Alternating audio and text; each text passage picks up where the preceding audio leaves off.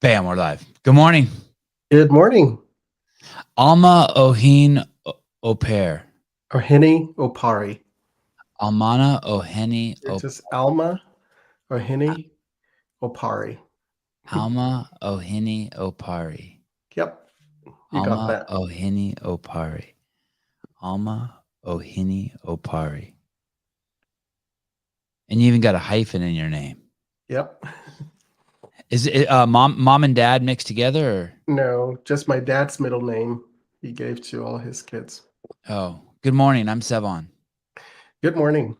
Thanks for doing this, brother. Thank you for having me. Can I want to play this clip from your Instagram real quick. All right. Let me see if I can find exactly where it is. There's so many. There's so many good ones. Oh man. Let's start with this one. Let's see if I can pull this up smoothly. Okay, here we go. Study people who are at the pinnacle of anything. You recognize that to get there, motivation was maybe 1% of the formula. Maybe 1%. You thought motivation was the formula. Winners don't need motivation. Winners need discipline. Discipline's about getting it done because it needs to get done, not because I feel like it, not because I'm motivated for it. You think Nelson Mandela was motivated to spend 27 years in prison? You think Martin Luther King was motivated to march across the states and proclaim freedom? You think, if you look at people that change the world, they're not doing it because they're motivated. They're doing it because they made a commitment to do it and they disciplined to see it through. Discipline is far more important than motivation, which is why you got to be careful the decisions you make. Because once you make the decision, you have to see that decision through. Like my mentor says, first we make the decisions, then the decisions make us. So no plan B, just really good habits. Exactly. Do you know where you got your good habits from? I would say definitely from my parents. My parents were exemplary in raising us up to be people who understood responsibility, understood duty, and understood what was necessary for success. So this was, my parents were very hardworking. My mom was an entrepreneur, and she never saw a problem that she didn't believe could be solved. And she just went to work. Anytime she found a problem, she just went to work to try to solve that problem. And so that's the kind of upbringing that I've had growing up, and that has permeated all through my life up till this point. And you're living where now? I live in Utah. So, over here. That's yep. The state stuck between Nevada, Arizona, New Mexico, Wyoming, Idaho. And there's something else over here. Colorado. And you come from here. You're born over here. Yep. Ghana, Western Africa. I spent a lot of time in Africa, but not Western Africa. And when you say your mom, Alma, when you say your mom was an entrepreneur, what does that look like in Ghana? What are some of the ventures she was involved in? So my mom, actually, ever since she got married, just to back up a little bit. So my mom actually went to high school, her last year of high school in New York. So she won an essay contest and was able to get a scholarship to be an exchange student up in New York. And so that was kind of her heritage. And when she got back home, she got married to my dad.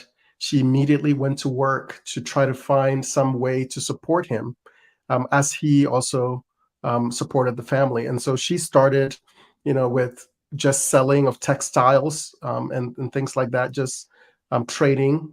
And then she started making pastries and baking goods that my dad would then take to work to sell to his colleagues and friends. And so that's what she kept doing. But one passion that she had was when she would walk to school with us, her kids, she would find herself standing there and watching the people take care of the kids. And she felt kind of mesmerized by it. And eventually she spoke to one of the owners of the school and said, when I grow up, I want to start a school. And the lady said, why wait till you're old? Like, why not do it now? And so that lady planted that seed in my mom, and she set out to achieve that goal. So in 1989, my mom set up her first school with 11 kids in a relatively, I'd say, disadvantaged neighborhood in the capital of Ghana. And so she started her school there. She called it the Sunbeam Nursery School. And that school ended up, growing and becoming very large. She got up to 700 students. Wow. She was able to move my entire family to attend that school, and that's where I went until 9th grade. All my cousins ended up going to that school. Through that school and others, she set up other campuses.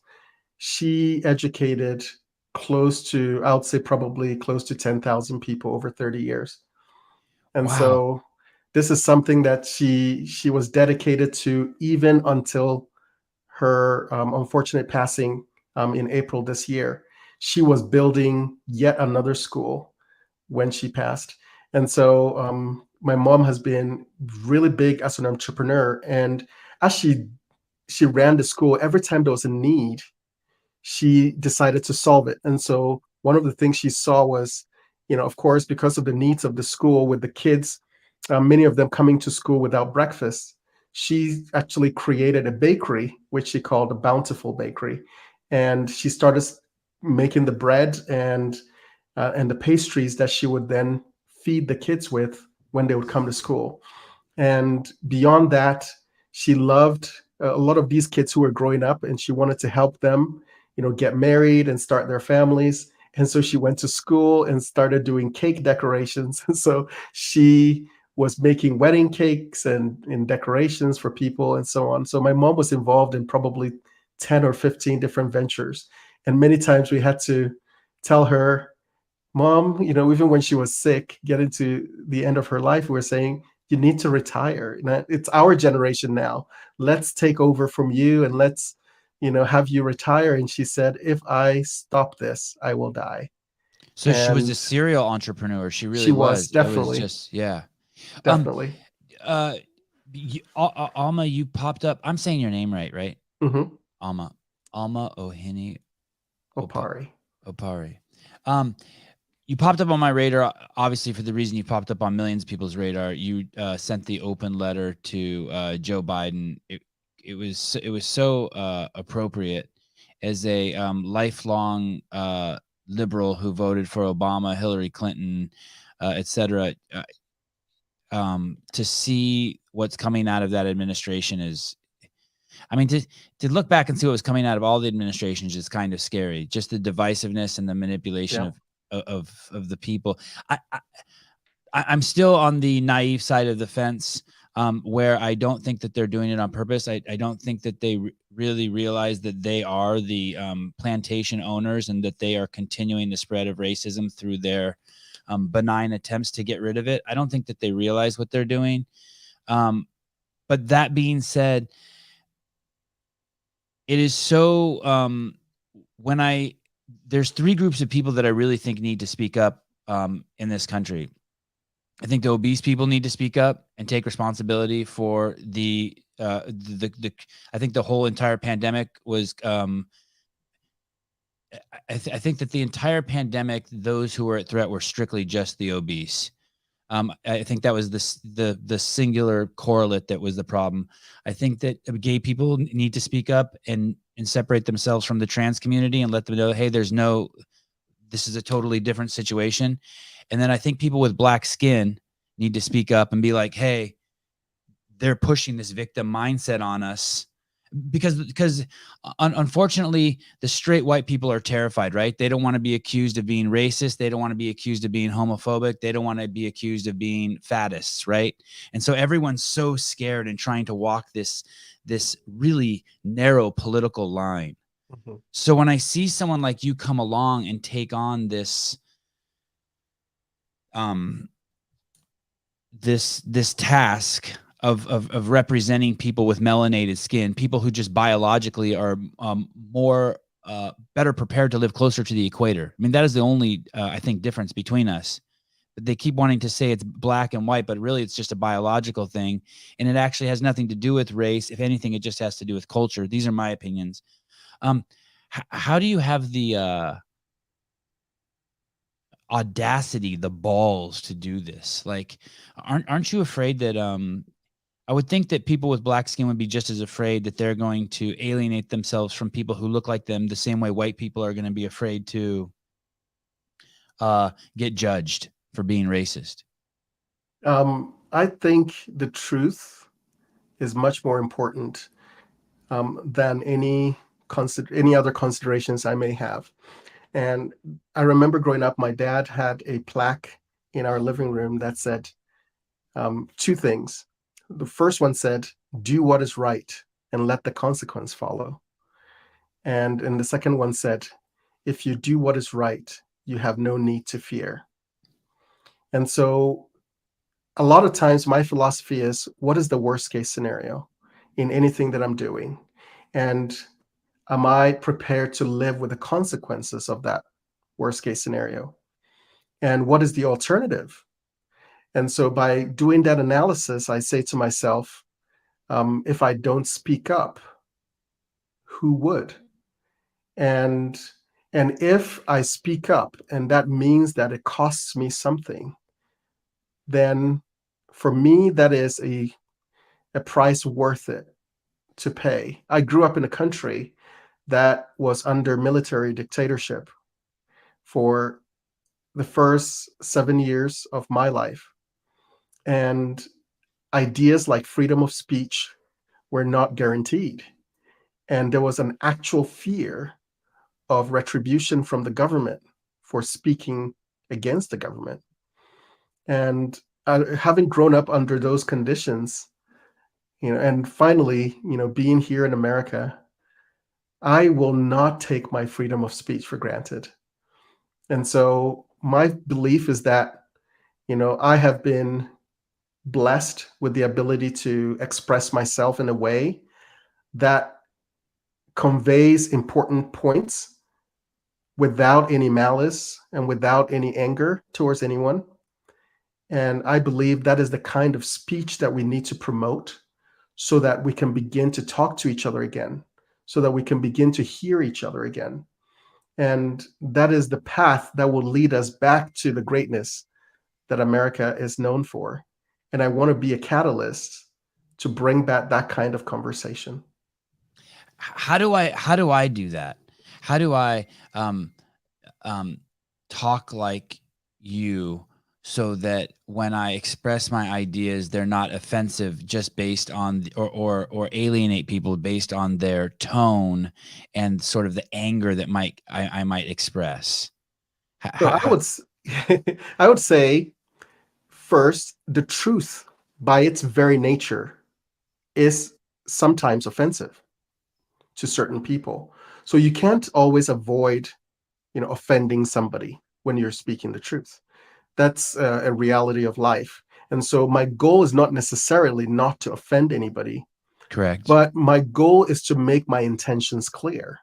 A lot of times we are assuming people's intentions as they speak to us, and we judge what they're saying based on those predetermined intentions that we have assigned to that person.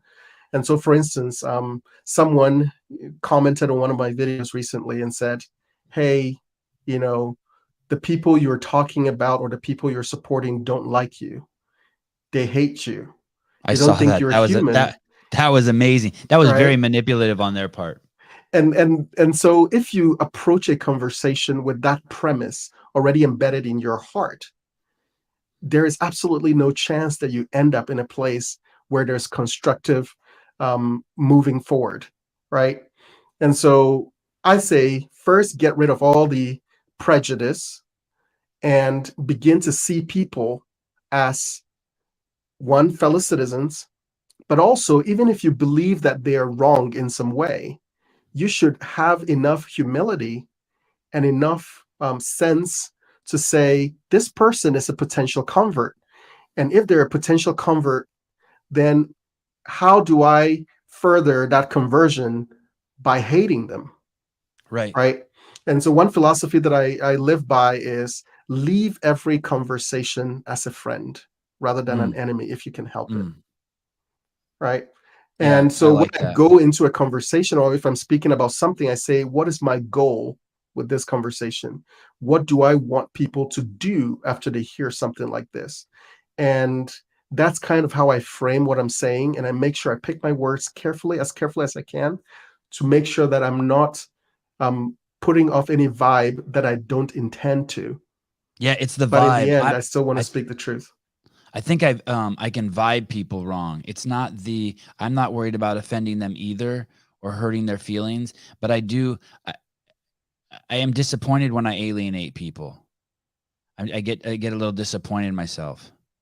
It's natural, and I think it's normal that some people, no matter what you do, will be alienated. Seriously, if you come, and that's why I decided to join this movement, to reclaim the whole MAGA idea from all the people who have taken it and completely twisted it. Because if I said to I went to some random village in Africa, and I said to them, let's make this village great again. I don't assume that people will immediately say, well, you hate us, and that's why you're saying that. Right. And so we have created this atmosphere where language cannot be taken for what it is. There's always some digging in for some nefarious backstory to the language that is being spoken, such that when you say even benign things, people hear something completely different. So you say, make America great again, and somebody says, no, I hear make America white again. I'm like, how do you come to that conclusion? I call that being trapped in their head. Definitely. And I will call that exactly. It's a form of mental slavery. Yeah, where they spin instead of listening, they're constantly spinning narratives around everything that's coming in, and then they don't even know they're doing it, and then they react to their own narrative. So now they're talking to themselves, and they don't even see Alma or Sevan. That is exactly the case. The way I have described it recently is, people subscribe to different channels for their news. But unfortunately, I think there's a trend where people are outsourcing their thinking to those platforms that they subscribe to.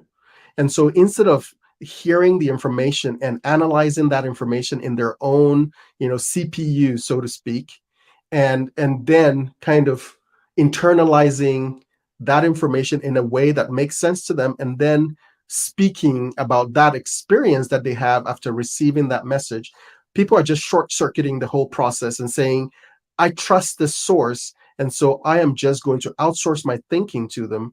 And so anything that they spew out, I will just be a conduit for the regurgitation of that information without even thinking through it. And so you find a lot of people saying the same thing. And my question is, how is it possible that you could have 100 people spread across the entire country literally saying the same words, and you realize they're not really thinking through it? They've just outsourced that thinking to some think tank, and they're just repeating the words of the think tank. Even the most simple things, people struggle with listening to, because I've spent months and months living in Africa, and I spent months and months living in China and in India, and I filmed movies in over 100 countries. And when people refer to people by the color of their skin, I see this giant miss, this giant ignorance, because it has nothing to do with the color of skin. It's all or race. It's all cultural. So you can't even say that Black people as a culture if you haven't lived in Africa for 6 months, because the cultures it's like saying white people, but you've never been to Iceland. The white people in Iceland are fucking nothing like the white people in fucking Los Angeles. I apologize for the swearing. I want to tell you guys something really quick for those of you who don't know, and I apologize for not introducing you to him. Alma Ohene, did I say it right? Ohene-Opare. Opare. born in Ghana, came to this country 19 years ago. Recently, in the last couple of years, became a U.S. citizen. He came here for missionary work. He did not come here as a Muslim, as some of you racists in the comments say. No, I'm just joking. 4 children, been married for 16 years. He's a no plan B guy. There's no, he doesn't need any motivation. He just has one plan, one vision. He moves forward with it. He's highly disciplined. And he's maybe the most articulate and kind of like, he speaks like how I imagine the Buddha would speak. Just pulling his words very gently. Sorry if that was sacrilegious since you're a Christian. He pulls his words very gently from a well of words and brings them and gives them life in this world. And it's made him a social media, you know, for those of us who need to hear his calmness and his clarity, it's made him a vital part of our social media experience. Why not stay in Ghana? Your mom has a school with 700 kids. You could take that school over. You could get married there. You could live just a cool life. You know, why not do that? I mean, it sounds like you had a good base there. Definitely. So why come over here and start from scratch? I know. Definitely. I do not claim at all to come from some, you know, underprivileged background. I was actually very privileged growing up in Ghana. My parents were well-to-do as far as, you know, comparably or relatively. And they, like I said, set up this wonderful base for us. And so one of the things that I did initially in Ghana is I graduated high school at 16, and I wanted to come to college in the U.S. However, I was too young. My parents wouldn't let me come to America at 16. And go to college by myself. So they actually gave me an alternative, and the alternative was to hire me in their school to teach. So I became a teacher late, you know, in my 16th year, and started teaching English and started teaching computer skills. Wow. To kids from K to 9th grade.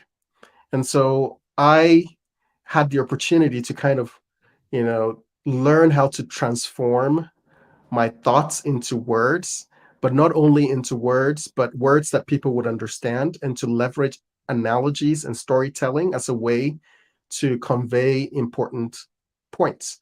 And so that's something that I really admire my parents for doing for me. And they did this for all my siblings as well. Everyone in my family had the opportunity to teach in the schools.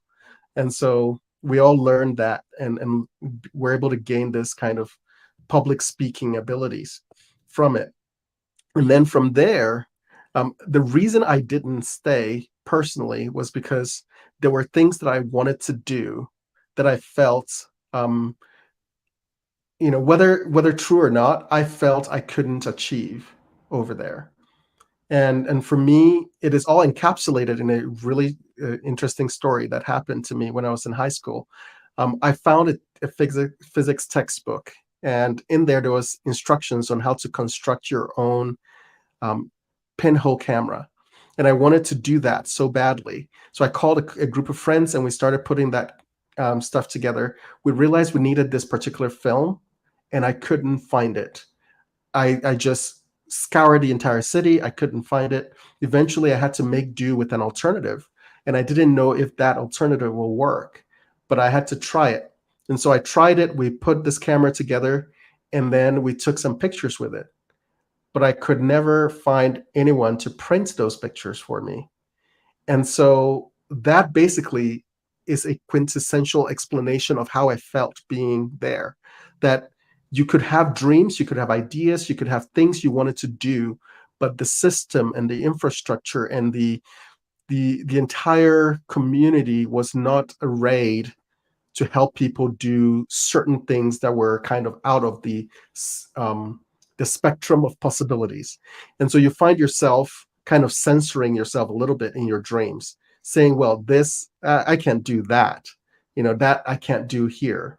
And I said, I wanted to go to a place where I could dream freely, that I could think about anything I wanted to do and be sure that I could find someone or something or a system or a tool that could allow me to do that. And the way I summarize that is I could wake up in the morning with an idea, go to Home Depot or Lowe's, buy some material, and come home on the same day and build a prototype without thinking, right?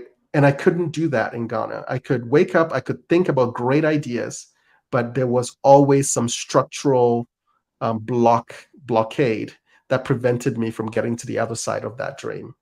And I wanted to be in a place where I wasn't burdened and I didn't have to kind of censor my dreams to fit what the society could give me.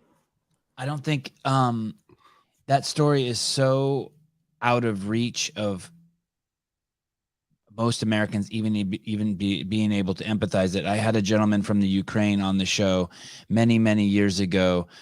He came to the United States, or no, he met his wife there who was doing missionary work. She came from California. They ended up having 7 kids. They ended up doing missionary work in Afghanistan, which was just crazy. But anyway, he said he just couldn't believe the fact that in the United States, you could walk down the street, walk into a McDonald's and apply for a job and be working the next day. He just said that the fact that there were jobs everywhere. He said it's not even like that in my country. No. He couldn't even believe the stuff that we take for granted. Yeah, that we take for granted. And the camera story is fascinating. What a healthy sort of inquisition you did, experiment. Do you know Thomas Sowell? Are you familiar with him, the economist? I am, yes.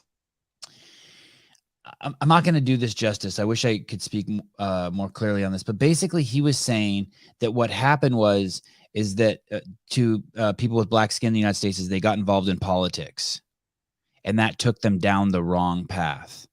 So today, a lot of people think the whites are the richest people in the country, but if you look at that median income, they make 66% or something like that of the average. If you were to break people down by the way they look, they make 66% of what Chinese people make in this country, or Indians.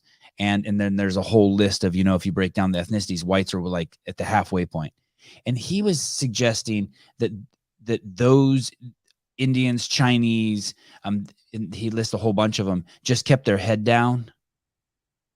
And because people with black skin chose the path of politics, that's where they got derailed and started being used as a tool of manipulation. Do you have any thoughts on that? That world of politics is just, there is no end game there. There is no success there.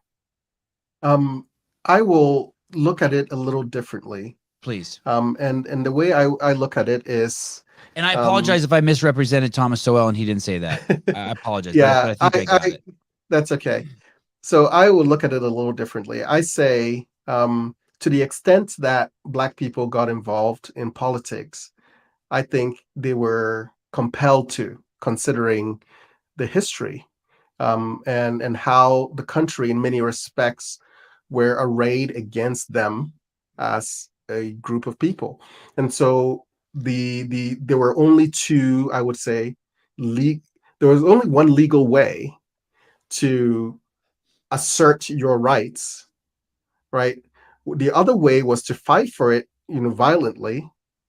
But the other way was to use the political process to change some of those laws and systems that were in place. And so I think, they had to leverage politics as a way to kind of get the message out there and fight for civil rights and so on and so forth. The question is, like, literally get the shackles off. Like, hey, we have to fucking they change have the to laws. first deal with that. Okay. And unfortunately, the way you do that is through the political system. Otherwise, it's, right, violence. You're fighting against the country. And so, so I would say how they got to that was not necessarily a choice. It was something that they had to do because that was the only way you could, get yourself at the table to make the kind of difference and that you needed to make in that community. So putting that aside, I personally don't purport to represent or speak on, black issues necessarily. And the reason I don't is because the way I look at it is I don't have a full and clear perspective of people's perceptions of themselves and their perceptions of the opportunities around them. So one way I look at it is, I recently got myself one of those VR headsets, the Oculus, and I started using it. There's a game in there called the Plank Experience. And that game it basically has you enter a virtual elevator. It takes you 10 stories up and opens the elevator. And all you see is basically a little plank, and you have to walk the plank. And you are basically 10 stories high. And a minute before wearing those glasses, you believed and knew and could trust the ground as being solid. But once you have those glasses on, suddenly your perception is completely different. And it doesn't matter whether the people around you are saying to you, hey, the ground is solid, you can walk on it, right? You still see and have that perception that you are going to fall, right? And so even people who had just minutes ago been completely comfortable. That's it. Oi. Yeah. Okay. That's exactly it. And you can see, so even people who could trust the ground just a couple of minutes ago suddenly are placed into this world where they can't trust anything anymore. And so my view is that I don't have those glasses on. And so I can't necessarily, make judgments about somebody's perception of their existence.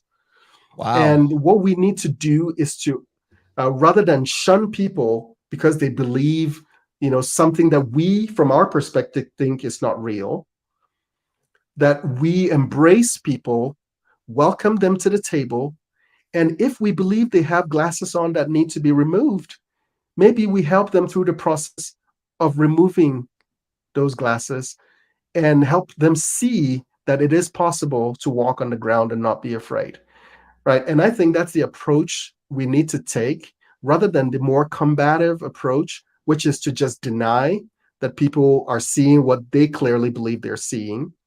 And I think that hasn't helped anybody, because we're still in that situation where people still believe there is systemic racism and systemic oppression that is holding them back, and so on. And so my goal for my kids is to make sure that they don't ever pick up those glasses and put that on.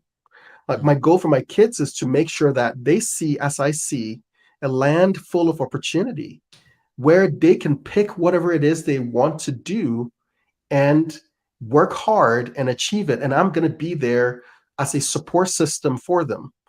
And I think that's the way we need to approach young kids who believe they can't succeed in America. I think the worst thing you can do to a person is to hide from them their potential.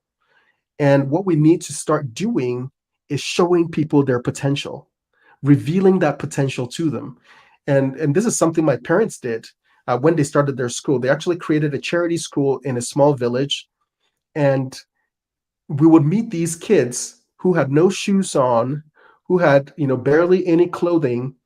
And these kids would walk miles and miles to come to school. And we would take these kids, bring them into our school in the capital, and within a year, everything changes. Their outlook on life changes. When you ask them what they want to be in the future, that changes. Everything changes because we changed their perspective and we showed them a glimpse of their potential. Right. And I think that's the thing that we need to be focused on, is showing people their potential. And then if they see any barriers, we become the support system that they can anchor against, so that they can go ahead and try to push down those barriers. And that's what I want to do. My goal is not to denigrate anybody for their experiences. I want to make sure that I fully appreciate where they're coming from, and then be a catalyst to help them see how they can escape that. I've always felt that, one of the most damaging things you could do to yourself, this is a Lao Tzu saying from the Tao Te Ching. He says, argue your limitations and they are yours. But what's worse than that is arguing other people's limitations for them.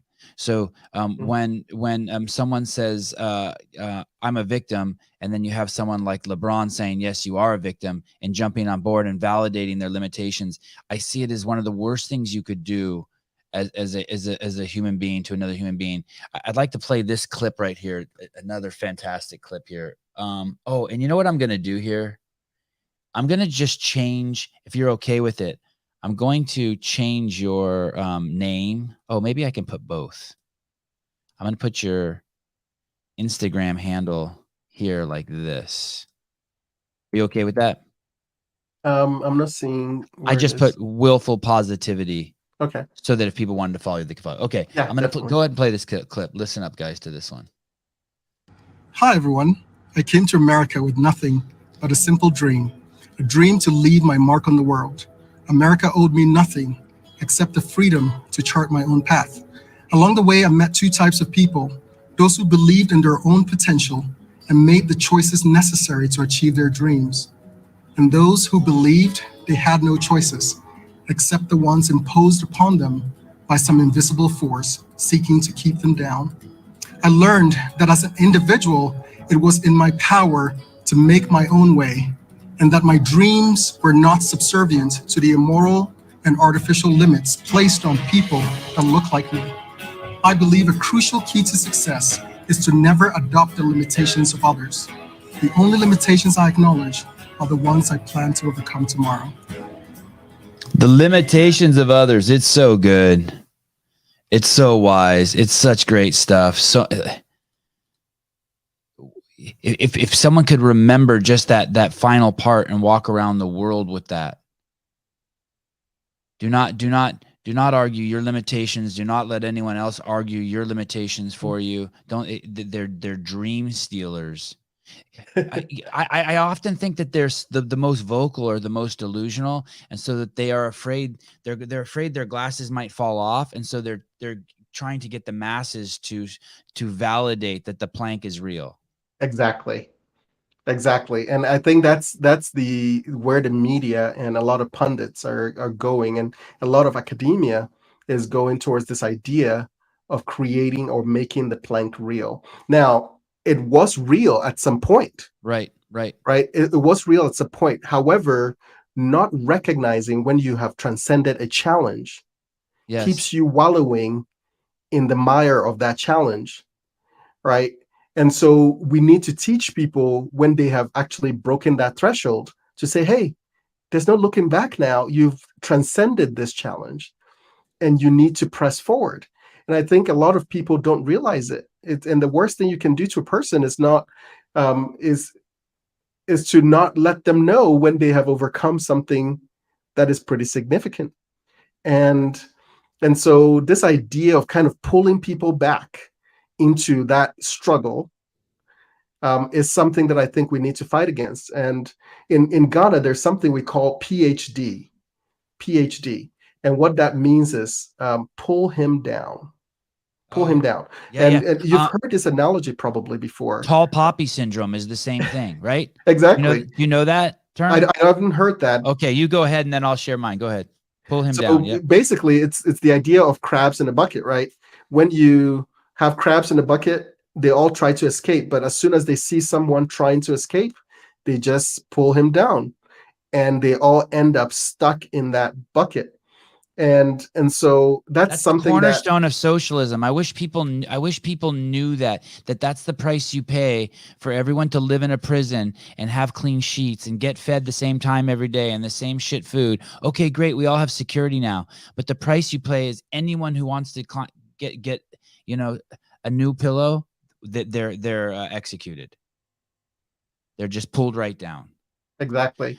And that is the structure that we need to break, right? So when we talk about structural challenges, those are the structures that need to come down. The structures that basically say, if you get out of this bucket, then somehow you're a traitor to the cause, right? That somehow if you succeed, then your success is just can only be celebrated as a solo, rare feat that cannot be replicated by other people. So people tell me all the time, well, just because you had it easy doesn't mean other people are going to have it easy. And that's fundamentally true, but it is also a manipulative kind of way of thinking, of saying that even if you see someone succeed, you can't leverage that knowledge to your own success, that somehow they succeeded with some formula that is not replicable to you. And that's a lie. And so when I hear people who have succeeded, join on or hang on to this narrative that somehow the people behind them cannot do the same, it just disappoints me greatly. And my hope is to kind of, I feel like those are the structural things that need to be changed. By the way, the tall poppy syndrome, there's a great wiki article on it, but it's basically, I think it comes from the Nordic countries, that basically any flower that sticks out over the rest of the flowers, you cut it off. Mm. You keep the field level. My dad came here as an immigrant, worked his ass off, Alma, drove the forklift, worked in the liquor store, became the typical Middle Eastern guy who, worked at a liquor store, came here also the same way you did. He went to seminary school and then came here when he was 18, 19 years old. Not that you went to seminary school, but you came here, through means of institutional God. And now he feels guilty. His whole life, he's felt guilty for his success. He feels guilty. And I wonder, is that why LeBron, Oprah, Jay-Z, Obama, do they feel guilty? And so they still maintain the victim narrative? Why don't they just say, no one worked harder than LeBron. Why can't he just say that? Hey guys, it's totally possible. I just worked hard. Quit being a pussy. Quit complaining. Just everyone work hard. Dude, nothing was given to me. Why can't Obama say that? Why can't Jay-Z say that? Why are they still, they're appealing to the masses. They're telling the masses that the plank is real. Yeah. Why do they keep doing that? Why don't they stop? Because they feel guilty like my dad for their success? I can't purport to understand kind of the operation of their minds. However, yeah. I think this is something that I have kind of derived myself, which is the idea that there is a possibility anytime a person goes through struggle, right, to have that struggle become part of their identity. Of course, yes. And once you adopt a struggle as part of your identity, then leaving that struggle behind feels like giving up your identity. Right? And that is why people are drawn back to the struggle, even as they, live in their $1 million mansion. The struggle is their identity. And so it's like, if you take my Africanness out of me, then you're taking something that is significant to my existence, right? And nobody wants to give that up. And so what I say to people, and especially to my kids, is never allow your struggles to become your identity. See your struggle as a temporary process that refines you in a lot of ways and gets you to the other side, which is where you want to be. Yes. And then leave that struggle behind. And then your goal at that point is to help people also do the same. So it's no longer your identity. Your identity is success. Your identity is transcending the things that have held you down. Your identity is overcoming. And that is what you should embrace as your identity. And then use your struggle as a catalyst to push you towards that true identity, which is to be free, to be a free agent, to be able to control your destiny, right? But once you allow your struggle to be your identity, then it's hard to leave it behind, because it feels like you're leaving a part of yourself behind. And so that's how I approach that particular concept. It's interesting, Alma. There is this phenomenon that is very, very prevalent in Black American culture and in Jewish American culture, where they pull the kid aside and they do exactly the opposite of what you told your kid. They say, hey, Ari, you're a Jew, Ari Rabinowitz, and the world hates Jews, and you're going to have to watch your back your whole life. And just remember, no one likes a Jew, and you're a Jew, and we have to stay strong together. Don't trust anyone. Don't trust those black people. Definitely don't trust those Armenians over there. And Ari Rabinowitz, and same thing with black culture. No, remember, whitey hates you. The world's out to get you. Everyone's racist. It's crazy. And I think, once again, I'm going to go back to this idea of structures. People are talking about their structural racism and structural this and that and so on.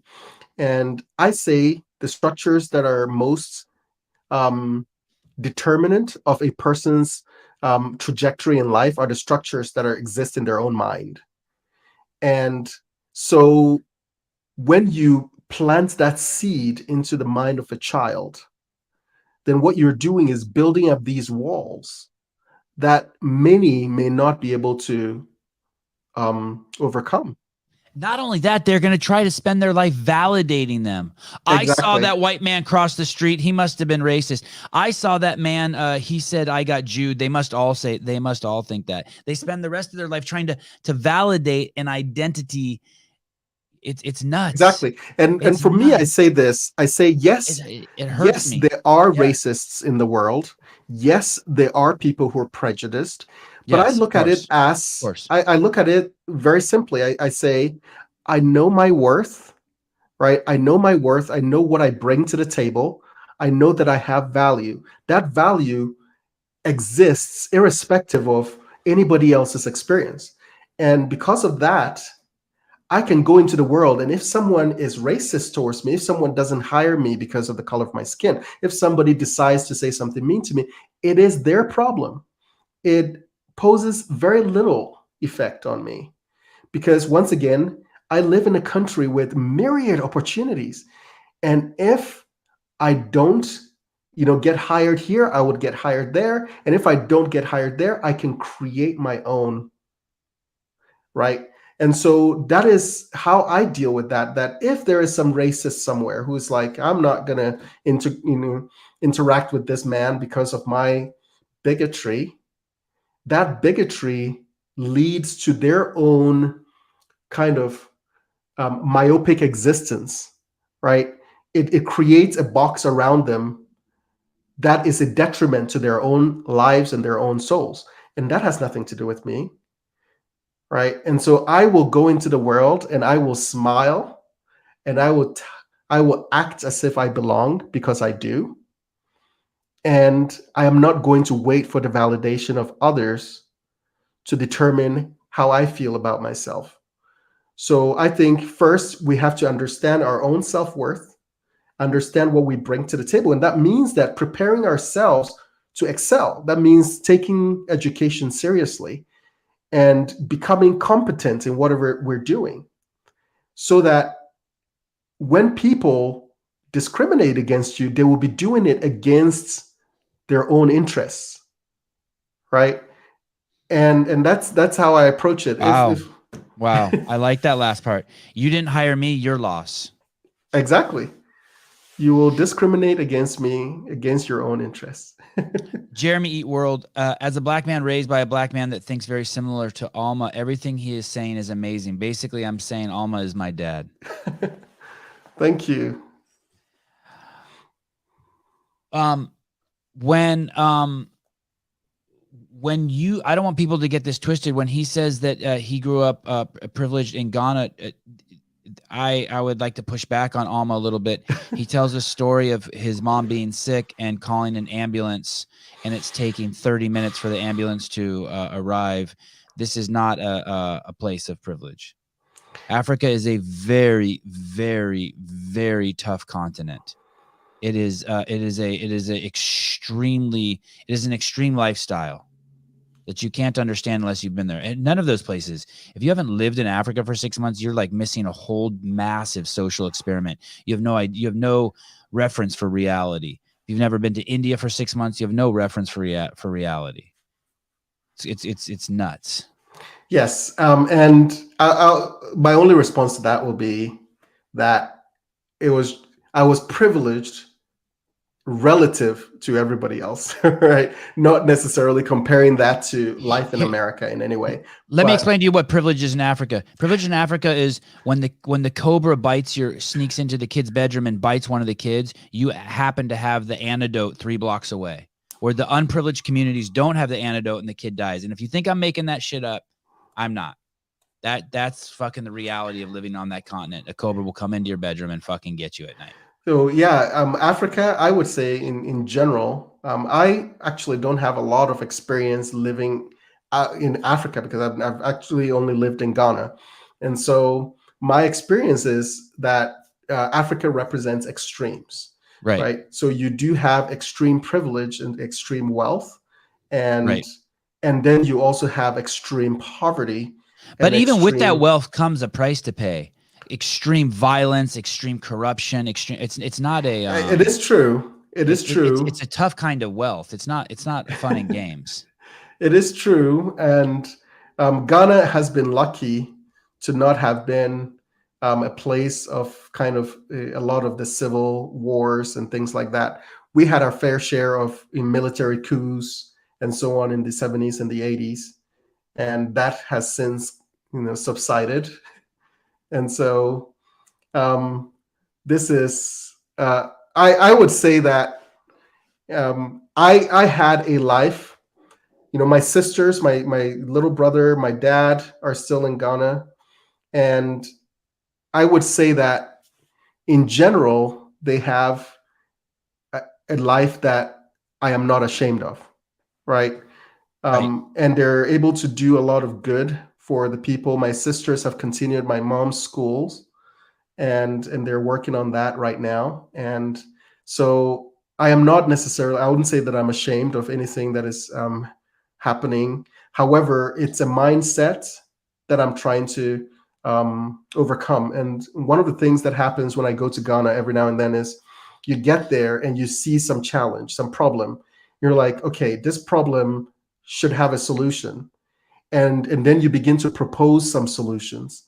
And the thing you hear from people is, oh, this is not America. This is Ghana. This can't happen here. Like, you can't do this here. Like, you're expecting too much. This is Ghana. And you hear that all the time, and it just boggles my mind. I'm like, if we can remove those shackles and say, no, this is not acceptable. I'm gonna be the solution to the problems I see in the world, and I'm gonna find a way to do it, right? And if it means teaming up with somebody from America to do that, maybe that's what I have to do. But I can't sit down and allow life to dictate what I can and cannot do. I think our purpose in this life is not to be acted upon by the elements, but to actually make a path for ourselves. And the way we do that is to break our mental shackles and to attack things and to challenge ideas and to create a world where we are the actors that bring the change that we're looking for, rather than, waiting for other people or systems to solve our problems. One of the things you would hear in Ghana a lot is, oh, I wish the government will do this, and the government needs to do this. You'll see somebody with, water, like open water pit, right, in front of their house, and mosquitoes are breeding in there, and they say, I need the government to come and take care of this. And I say, why not you? Like, it's affecting you. The mosquitoes are biting you. You're getting malaria. Like, why not you fix that problem? And why not figure out a way to turn that problem into something that you do that becomes an economic boon for you? Wow. Yeah. Yeah. Right? Yeah. How did you meet your wife? Is your wife from Ghana? My wife is from Ghana as well. I met her at a what we call a youth conference, which is basically a church conference of all the youth in our church. And that's when I met her for the first time. And I've known her since I knew of her, but I've known her since I was about 15. And when I came to the United States the first time, I asked her, I said, will you wait for me? Wow. And she said, no. She said no. So I came back after 2 years of being in Los Angeles. And fortunately for me, she was not engaged. And so I was able to pop the question, and eventually we were able to get married in 2006. And 2 months, I think 3 months after we got married, she joined me. She came back with me to the US. Do you still have a home in Ghana?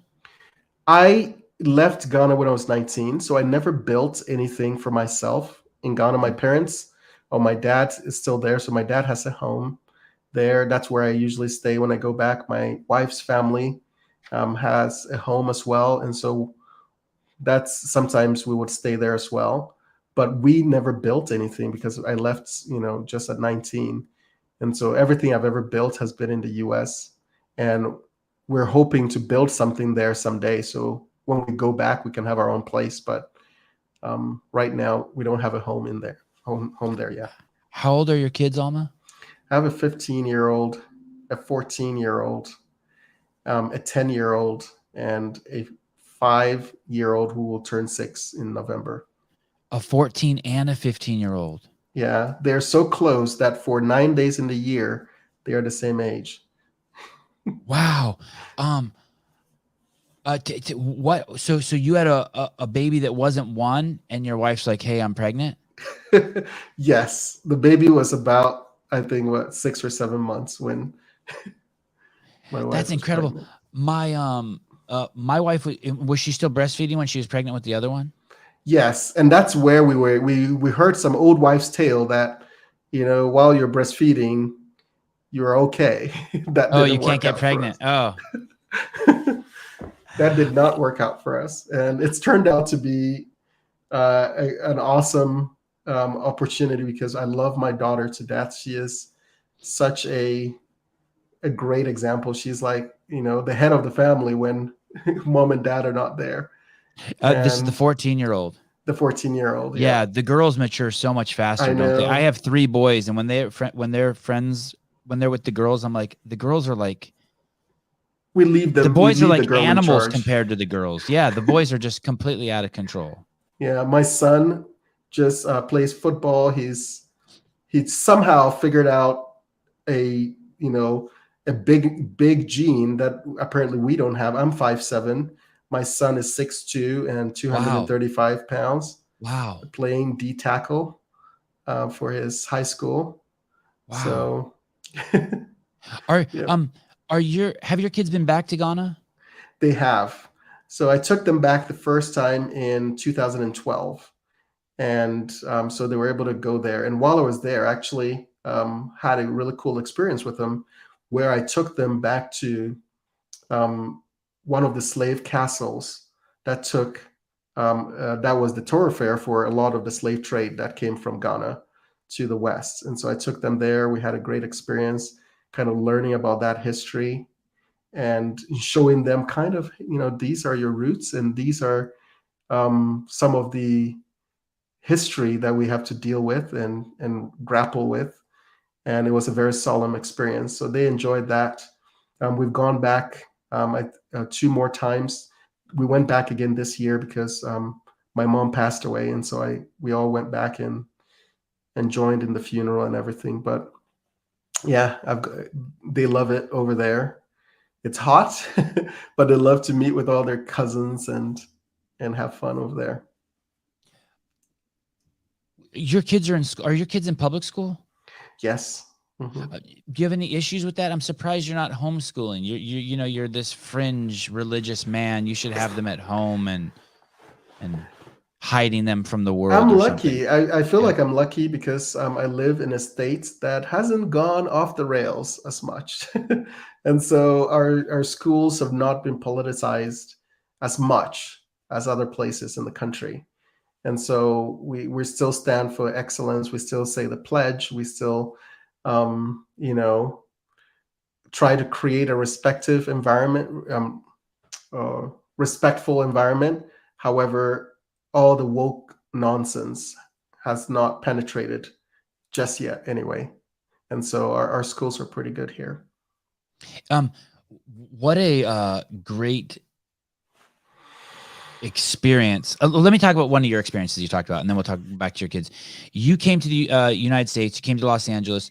You were doing missionary work, which I just perceive as going door to door, engaging people in the discussions of God. Yep.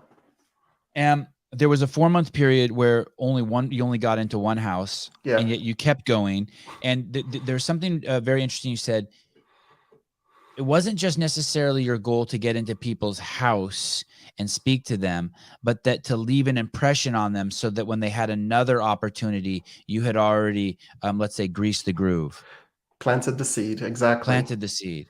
Exactly. And that's where this idea that I shared earlier of looking at everybody you're interacting with as a potential convert. And that changes how you approach them, right? You don't go guns blazing to tell them why they're wrong, right? You look for common ground. And that's what you do when you want to help people see things your way. And so I learned a lot of that kind of human interaction from serving as a missionary, because, I was not always going to get somebody to open the door. But if I were nice to them, then maybe they would open the door for the next person that comes after me. Right. 3 years later, I met people who said, hey, I had, had missionaries come over to my house many, many times. I never opened the door. 25 years later, I decided to convert to Christianity, or I decided to join the church or whatever. But it took 25 years. But if they kept having 25 years of bad experiences with people who berated them and insulted them and told them they were wrong, you are most certainly never going to have that, conversion at the end. And so I think that's how we need to approach our discussions, our interactions with people, is to look at them as these people could be sitting next to me one day as fellow, parishioners in my church. And I need to treat them such that I can not be ashamed to sit next to them when they're ready to come in. There's no part of me. I hear you. So many people, when they don't get what they want, they don't get in the door. They want to throw a temper tantrum. They want to throw a stone. I've told the story many times, but I lent a friend several $1,000s and they didn't pay me back. And my other friends are like, "Are you not going to be his friend?" And I said, "No, our friendship isn't contingent on that. I won't lend him money again. I won't be afraid to talk about it and tell the truth. Yo, Alma, are you going to pay me that money or what, dude? But I'm still going to go have lunch with him. I'm still going to play Frisbee with him. I'm still going to be nice to his kids. There's never a reason. I think Mother Teresa said it. Don't be nice to people because they're nice to you. Be nice to people because you're a nice person. And the same way goes, don't be mean to someone because you're supposed to be mean to them. Be mean to them if you want to be. And if you don't want to be, don't. I know. This is something that you don't have that to be mean if you don't want to. I actually created a meme about this, which is basically the idea. So you played or you read a little clip where I said that you should not allow other people to dictate your limitations the same way you don't adopt other people's grievances, right? And a lot of times people are adopting other people's grievances. So they say, hey, you don't like this person, and I don't like this person either because I like you. And if you don't like that person, I don't like that person either. I'm guilty of that. Say, I don't hate anybody. But if I ever choose to dislike somebody, I'm going to do it on my own terms. Yeah, there's this, and it's done under the guise of loyalty. I know. Yeah, I know. Guilty. And so one thing that I do is a thought experiment that I ask people to do every now and then. I say to them, if you think you don't like somebody and you don't want to be around them, imagine they were in a car accident. Does that change anything? Yeah, it does. And right, you'd want to I'd run over and help my enemy if they were in an accident. Do you say that, well, I hate this guy so much that, if he is dying on the street from a car accident, I am just going to walk away and I'm going to be glad he's dead? Like, is that how you're going to feel? Now, if you feel that way, I hope personally that I never ever experienced that kind of hatred for somebody. And you saw a little bit of that when the Queen died in England. You saw some people come out of the woodwork and make certain incendiary statements like they were happy she's dead. Exactly. Someone went as far as saying before her death was announced, one professor actually went and said that she should have a cruel and painful death or something to that effect. Wow. Wow. And I was like, there has to be something wrong in your own heart for you to produce that kind of venom, right? Because that venom has to be produced somewhere in the chambers of your heart. Wow. And wow. And so there has to be something wrong. This is not something that is acquired on the street. Like, there has to be something fundamentally wrong to feel that way, because human nature is not that way. Human nature is such that we feel empathy naturally towards people who we don't even know. That's human nature. We feel empathy when we see other people suffering. And so in order to kill that part of yourself, you literally have to affirmatively go through a process that kills it inside of you. And this is a phenomenon we say you're past feeling. You've gone to a point where you're past feeling. You've reached a point where you're no longer exhibiting the natural tendencies of human beings. And so it's unfortunate that such people exist. I try not to engage them. And yesterday, I had a friend on TikTok send me a video, and the caption to the video is, "You cannot be a true Christian and be MAGA." And I'm like, I'm not even going to engage. I'm not going to engage. I'm not even going to listen to this, because it is one of those things where I'm like, the premise is so loaded. Right, the premise is so loaded. You have to unpack so much. Why can't you make America great again? It's already the baggage they're bringing to that. Exactly, yes. And I'm just not. And my friend was like, "Why wouldn't you engage?" And I said, "Like, I like my sanity."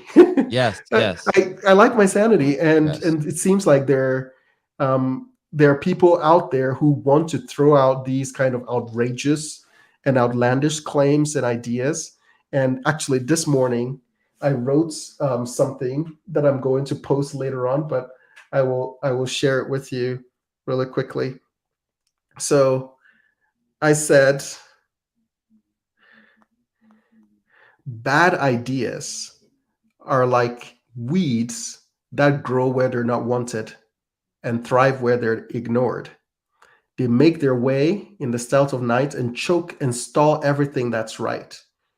And we must stand together to defeat these bad ideas, right? People, there's a proliferation of bad ideas out there. And there's this kind of sense that we need to tolerate everything. And yeah, there are things that are bad, and we need to call them out. And so when I hear things like that, I try as much as possible. I am respectful as much as I can. But I sometimes choose not to engage. There was another quote that my dad used to say all the time. It's like, sometimes the best answer for a fool is silence. To engage someone like that would be if you and I were to argue whether Bigfoot had hair or fur. Exactly. I mean, it would be complete, and then we would lose our friendship over it because you said he had fur and I said he had hair. Exactly. Completely pointless. About an imaginary character. I mean, it's there becomes and I appreciate you saying you want to keep your sanity. In one of your interviews, you said that we shouldn't call other people evil. And I am a huge believer in that. I don't believe in evil the way I hear the word used. I think evil is a lazy word. I think people use and I think people use that word when they're unable to understand something and they want to point at it. And you even went as far as to say we shouldn't make these caricatures of groups of people and then lump them as evil. Could you tell me about that? That's a little weird for me to hear you say that, because I feel like it's my Christian friends who most enjoy that word. So yes, in saying that, I am not denying the fact that evil exists. Okay. Right. And so the reason I say we shouldn't create caricatures of people and put them in these groups and then paint that entire group as a certain way. The reason I say that is because I can go into almost any group, I believe, almost any group, and find things that I can agree on with somebody. And I always start from the home. I say, does this person love their kids? I do. I love my kids. Does this person want their kids to come home safely from school? I do. I probably believe they do as well. And suddenly that begins to humanize that person, right? Irrespective of anything else they have done, that begins to humanize them. Okay. Then Even evil people. even evil people. But then They want their kids to come home safely. exactly. But then where the distinction begins is, how does that person interact with me, and do they mean me any harm? Right? And that's where that distinction begins to kind of make itself apparent. And so the only scenario in which I will move myself away from someone is if they either intend or are telegraphing or have shown in the past that they will do me harm. Right? And that, for the most part, doesn't apply in a lot of situations. Of course, there are crazy people out there. We need to be aware of those people, and we need to defend ourselves against those people in every legal way that we can.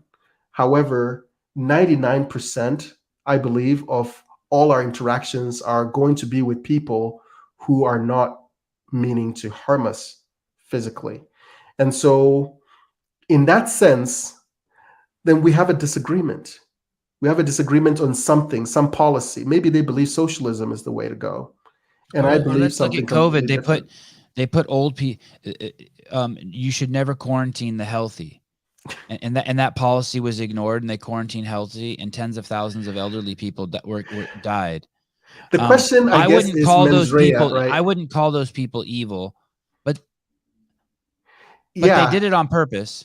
But I don't know if they killed the people on purpose. But the idea, they did it with the goal in mind of helping these people, I think. that's where a distinction lies, and that's something that in political conversation we need to be very aware of, is the idea that good intentions are not by themselves the justification for their existence. Right. And sometimes glad to hear people you say that. judge good intentions as the results. So they look at it and say, well, I intended to do this thing, and therefore you should cheer me on based on my intentions, not necessarily based on the actual results that happened. Right. And so you hear, I look, for instance, I say, okay, all these government programs on poverty reduction programs spend trillions of dollars over 30 years, and you barely make a dent in that. But then people say, well, what would you have done otherwise? We had good intentions, and so we should be applauded for those intentions. And I say, but what were the results? People are more dependent. People are, less likely to be able to pick themselves up and get things done in their own lives. Baltimore, San Francisco, New York, exactly. Los Angeles, the same. They did the same shit for 40 years, and all they did was make more poor people and more drug addicts. Exactly. And so good intentions are not to be a substitute for the actual results that they engender. And so, and that's usually, I would say, one of the biggest divides that I see in politics in America, is that you have Santa Claus on one side, right? And it's very, very hard, I think, to run against Santa Claus. No matter what, you are already in a losing position. Oh, meaning, sorry to be so blatant, but meaning the Democrats will just print more money and bring more money to you. That's Santa part Claus. of it. We're just going to shower you with free needles and free this and okay. Exactly. It's this idea that you can get things for free, and there is, this abundance of stuff that we can give you. But the funny thing is, they don't actually have to deliver on those promises, because the promise is convincing. Oh, that's the their promise intention. Is sufficiently convincing. Yeah. Right. It is always better than, let's say, the conservative side that says, hey, pull yourself up, go to work, take care of your family, take responsibility for your own life. And the government will do much less for you than you want. Yes. That's the true kind of conservative stance. Yes. And that doesn't seem so appealing. No. Right? It doesn't seem so appealing, and it's much easier to tell people, pay us, these taxes. We'll take the taxes not from you. We'll take it from these, nefarious rich people over there, and then we will take them and give them to you, and we'll give you all these, things that you can have for free. For instance, Alma, do you know any rich people? And I know you do. Because I've heard your stories. Yeah. Are any of them nefarious? Many of them have helped me. I mean, in starting my own business. I don't know one bad rich person. Every rich person I know is the most generous person I know. And why are they generous? Because they're fucking rich. I mean, I can't speak for everybody. However, right, I've had good experiences with people who have wealth, because at the end of the day, there's not much you can buy beyond your basic needs. Like once you have gotten everything and every material thing you want, you realize that there's no joy to be had in just hoarding money. And you realize that the joy is in leveraging those resources to change other people's lives. And that's what brings you joy, in seeing other people do great things. And so I want to be that guy in the future who is, pushing and helping other people reach their goals. And I think in our political climate, being the guy in the room that is going to say, sorry, I get that you've gone through a hard time, but hey, suck it up and move on, and let's move to the next chapter, and let's overcome the next hill. Like, that is the kind of message we need. But you have a lot of people who are willing to say, no, you don't need that. You need a universal basic income. You need, all your needs met. You have a right to housing. You have a right to, everything that you need to thrive in life. And that has to be provided not by you, but by some taxation on some people. By the prison warden, by the plantation owner. Exactly. Yesterday, that's what happens. You don't have to build a prison on purpose or build a slave plantation on purpose. You can do it accidentally. I don't think people realize that. The road to that plantation is paved with good intentions. Yeah. Well, right. And so yesterday, the president said something that I caught. I don't know if anybody caught this, but I caught this, where he said that this November, climate change is on the ballot. And the world, or the survival of our planet, is on the ballot. And then the question I asked myself was, I thought they said they just passed historic funding for climate change, and they were going to solve all the problems with that money. So how come that is on the ballot now? I thought we've solved it. We allocated the money, and so that shouldn't that be solved? They said the same thing of Obamacare. They said, once we pass this thing, all these healthcare problems, all these insurance problems will be gone.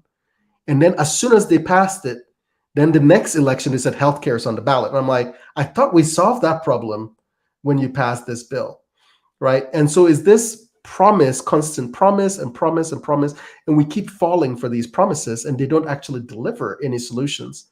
And you find this cycle because the promises are so good that it is much easier to believe that maybe next time they will actually fulfill that promise, versus relegating and understanding yourself that I have to start getting up myself, and I have to be the catalyst to the change that I want to see in my own life. You make this video, you address it to the President of the United States. You very gently and powerfully explain to him that alienating half the country is not what you would like to see. It's not why you came here. It's not how you value being an American. That you would like to, that it wasn't cool what he did. And then you send it to him. And I ask you this, and a lot of people have asked you, do you think he saw it? But I don't see him as I see something wrong with him when I see him. like all the stuff that the right wing is putting out, where they show him like shaking hands with the air. I don't believe any of that, to be honest. I imagine that there's someone off camera going to shake hands with him. I always picture that there's something we can't see. It's not that stuff I'm talking about. It's not, but it's some other things. It's the stumbling on words. It's the getting lost while he's speaking continuously. It's the way he moves, his body moves. Something does not seem right to me. And I don't even think I don't even think he can see it. I think our president is so far gone. That it's scary. It's scary even to think about how far gone he is and to try to figure out who's actually running the country, right? Yeah, for me, the Do you think he's comparison. capable of seeing your video? His mental capacity? Sorry to put you on the spot. No, this is how I'm going to put it. So my comparison is this: in the 20s and 30s, I think in the 30s and 40s we had FDR, and this was a time when we didn't have the kind of technology we have today, and so people did not know. Even Woodrow Wilson, same thing. He towards the end of his presidency was completely incapable of running Even the Reagan, country. something was wrong with Reagan too. Something was way so wrong with him. At the end of that, and the thing I keep telling myself is, in the 1930s and 20s and 40s, we didn't have the technology to disseminate everything that was happening in the White House. And so people, would get the news and they would hear things on radio and so on, and they had to kind of imagine what was going on because they didn't always see it. And I'm like, so it was very easy in those days to hide the idea that there was something wrong with the president, right? And I'm like, has it become any easier? Because it doesn't seem so to me. I feel like the same thing. It's so much easier, even with all the technology we have today, that somehow we don't know for sure if the president Is okay. It's okay because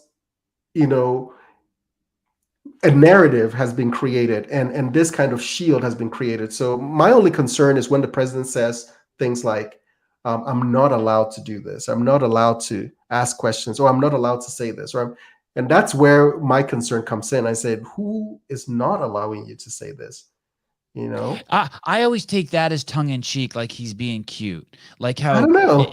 And maybe that's not the place for the president, but it would be like if one of my friends says to me, oh, if I say, hey, can you come out? He goes, let me ask the old lady, like he's asking his wife.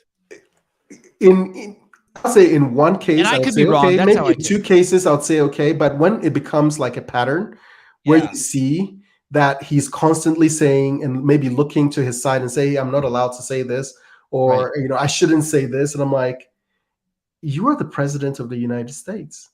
You were elected, right, to hold this position where you should be able to tell us what you're thinking and not be concerned about somebody off screen who is telling you what to say or not to say, and who is telling you who to call on and who not to call on from the media. And so that's where my concern lies. At the end of the day, I think what we need to do is show up at the polls. That's the most important thing. Some people who have commented on my videos have said, hey, we've been fighting and we don't know if anything's going to change. And I'm like, show up at the polls, show up in such numbers that you can't be ignored. And I know people say, hey, we showed up in 2020 and still, the results didn't go our way. And I get that, but that's not an opportunity for despair. Like, not showing up doesn't solve anything. It just entrenches the things that you don't like even further deeper in the ground. And so my advice to people is just show up, prove those posters wrong, prove those people who, yesterday, Michael Moore was talking about some blue wave coming up. And I'm like, okay, I don't know, but we just have to show up. For me, it means a lot because this will be the very first time I get the chance to vote. I've never voted anywhere in my life. And this will be my first opportunity to do so. And when I hear people, saying, hey, I'm not, voter enthusiasm is low, that just kind of like, it's a dagger in my heart, because I say, you have a place where your vote could actually mean something, especially when you go to congressional races and you talk about school board elections and state offices and things like that. That is where the rubber meets the road. And if you're not willing to participate in that, then what right do you have to wish that the country changes, right? If you're not willing to do that basic thing. When Gavin Newsom was being put up for recall, he said that anyone who was involved in the recall was a bigot, a misogynist, and a racist. And it's I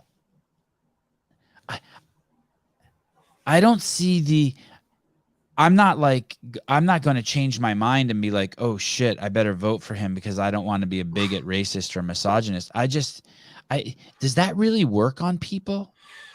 What's he trying to and we saw Biden basically do the same thing, right? And that's why you addressed him. We saw him say something that's not true to be divisive. By the way, yesterday, I don't know if you saw, but yesterday he said that in 41 states, the price of gas is less than $2.99 I saw a that. gallon.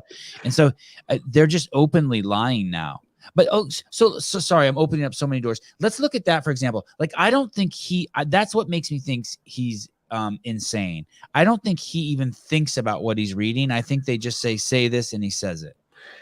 Yeah. So yes, I do not believe that saying half the country is, potential terrorists or extremists and people who are the entire country is potential terrorists. Let's be clear, if you can do third grade math. The entire country, the entire planet is potential terrorists. The way they say shit is just so idiotic. I know. And so I don't think it adds any new votes or changes other people's votes. However, I think there were, even on my video, there were people who called themselves Republicans who started kind of sorting themselves out based on that characterization. Right. They kept saying, if you're a true Republican, then you're not a MAGA Republican. And so based on the parameters that have been set by the president and the media and pundits, people are beginning to separate themselves. And so what they have done is not to necessarily switch votes, but if they can create the idea that, like the president said, the MAGA Republicans have taken over the party, then you have these moderate, potentially Republicans who have separated themselves from this, nefarious label, right? Who may say, well, I can't vote Democrat, but I'm not going to align myself with the MAGA Republicans, and so I'm not going to show up. Right. So they didn't convert any new voters to their side, but they could potentially, dissuade people who would normally vote Republican by creating this caricature. I have a friend, a really good friend. And you're right. I would never wear a MAGA hat because Exactly. I wouldn't want to deal with the social pressure. Exactly. I have a friend who voted for Trump in 2020. She's pretty liberal, but she swore me to secrecy that I would never reveal. Many of my friends too. Yes. And so by creating that caricature, you make it even more difficult for even disaffected Democrats who realize that, things need to change, but they can't bring themselves to vote Republican because of that caricature that has been created. Can we start something new?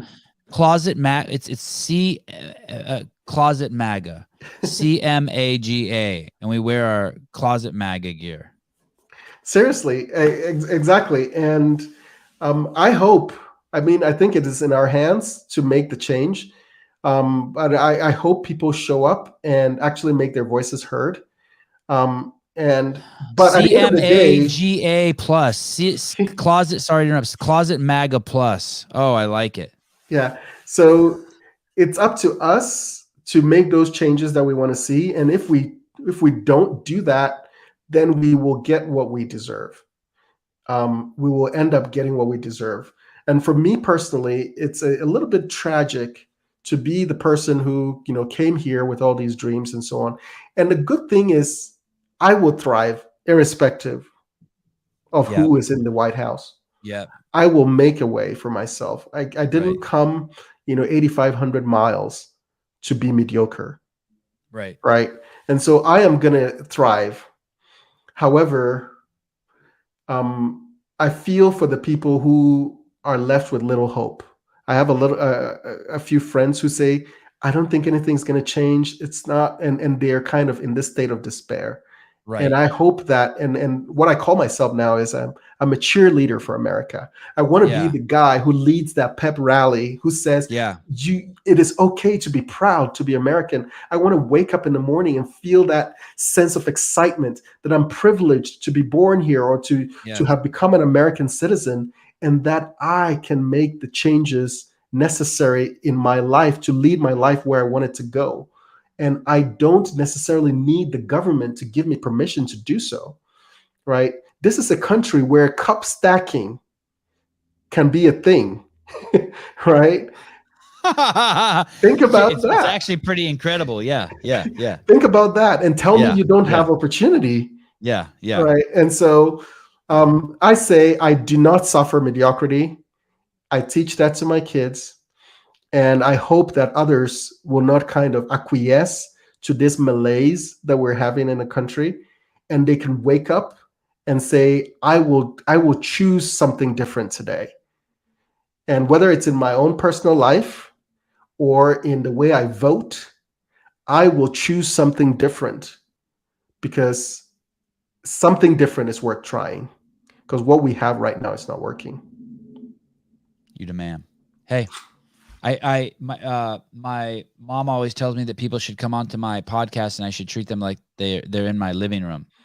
Even if I don't like them, I should be nice to them because they're in my house and they're my guest. But someone like you, man, it's so easy to be nice to you. You're so cool. Thanks for coming on with me and letting me dig around in your brain. You're always welcome on the show. Congratulations on the new podcast. I see you got the microphone. I'm getting ready. I'm getting all the studio ready. So I need to figure out the lighting a little bit. But I'm hoping that I can share my message, which I have trademarked actually, willful positivity, to kind of, change the tone of our conversations in the country. And I hope I can contribute to that. And later this year, I'm actually trying to finish my memoir here. And so I'll hope to be able to come back when the book is released, so I can tell people about it. But basically, I go through my experience growing up in Africa, in Ghana, all the way through my becoming an American citizen, all the way to my very first vote in November. And so the entire story, and then what my plans are for the future. Are you going to have an audiobook? If there's demand for it, yes, I will definitely do that. Anything, if you ever want to come back on, anything you want to talk about, you release the book, you want to talk about your podcast, I would love to have you on. And we can, you're the kind of gentleman we could talk about all sorts of subjects: schooling, raising kids, what the best thing to eat is right before you go to bed. I'll do it from the superficial to the deep with you. God, anything you want, brother. That sounds great. Thank you so much for the opportunity. And thank all the listeners and the comments that have been coming through. Thank you so much for having me. And I hope you can find me wherever you do your social media. I am there. And I hope to interact with you soon. Great. And Alma, you have my phone number. I sent it to you in the email. Okay. You can text me anytime. I don't sleep by my phone. You can text anytime. All right. 24 hours awesome. a day. Thank you so much. All right, brother. Ciao. All right. Bye. Yes. So stoked. Great show. God, yesterday, the first 40 minutes with Scott, I was just a mess. I had like 7 pages of notes. I didn't know where I wanted to start. I didn't know how to handle the conversation. I was fucking a train wreck. And then I thought it got good after that. And I feel like I should have Scott on again. But that I love that show. I just had a blast with that dude right there. Dude's dope. I have said, and I think that I don't know if this is true. I just say this. People say, "Hey, why did you get kicked off of Instagram? Why did you lose your blue checkmark account?" And I think I would say that the reason why I lost the blue checkmark account is because it would sum up in a nutshell. It would say this: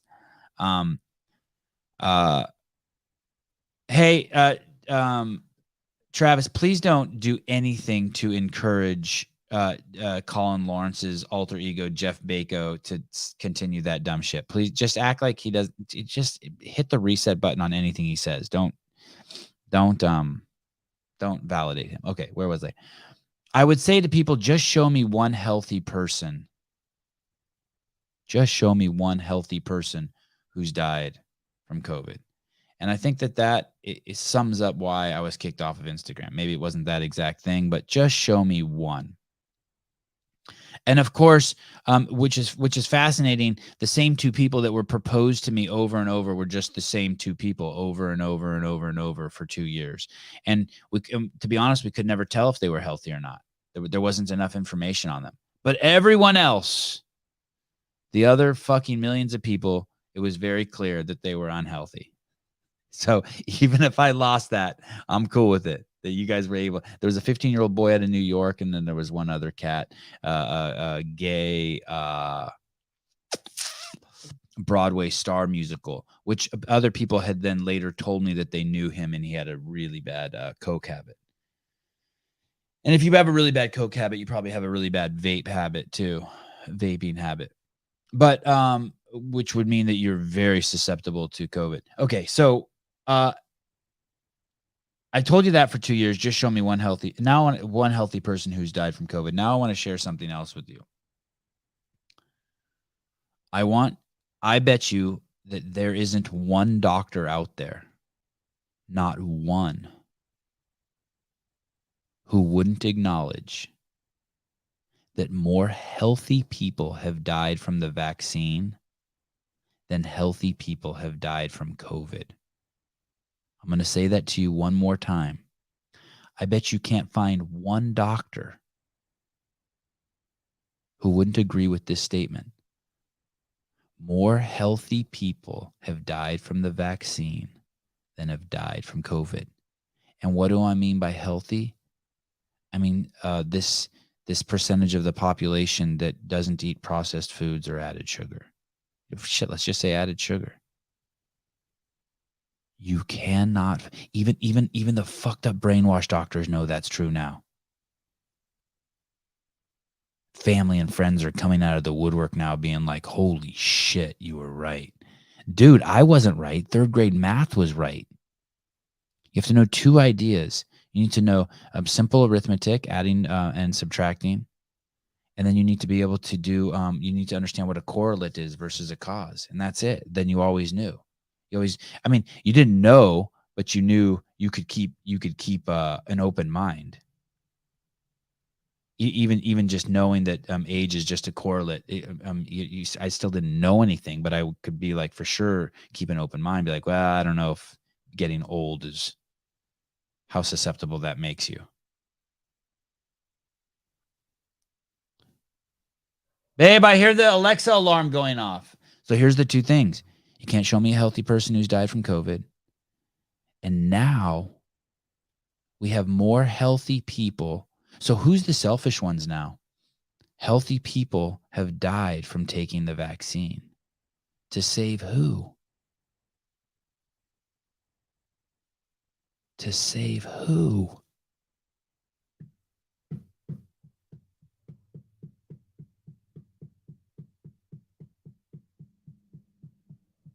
I'm pretty closed-minded about the topic of people who I don't agree with what Scott Schur was saying yesterday, that people didn't have a choice. He's arguing people's limitations for them, something that Alma said that you shouldn't do. I agree, you shouldn't do it.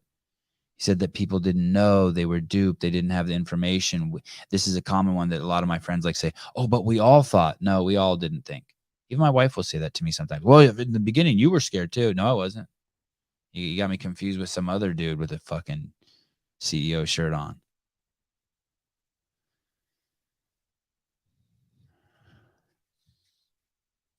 And I'm not saying that it's not okay, that it wasn't okay to be scared. I'm not suggesting that.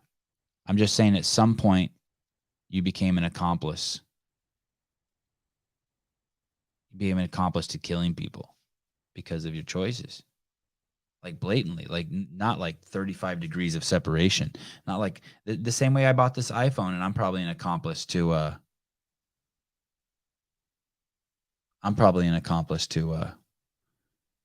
killing some people. Oh, Felix Shumsky.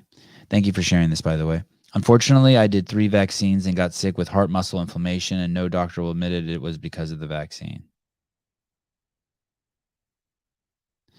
If I saw that Emily Rolfe was on the Cocktails podcast with the Make Wads Great Again guy and Nikki Brazier. And it was Emily Rolfe and Dr. Sean Rocket. And I didn't listen to the whole thing. I listened to like 15 minutes of it, and they were talking. And so I apologize if I'm mischaracterizing it, but they were talking about what happened to her.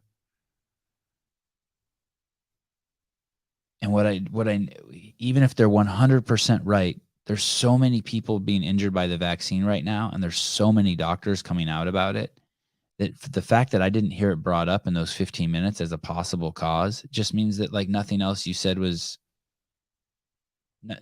nothing else you said was valid. Maybe they did mention it later. Maybe I kept hoping they'd be like, and that wackadoodle Sevan thinks it's because of the vaccine. I don't want to smash that podcast, but I've listened to it 3 times now because people who were on my show were on that show, and I had to go there and listen to it. I don't even know if horrible does it justice. It is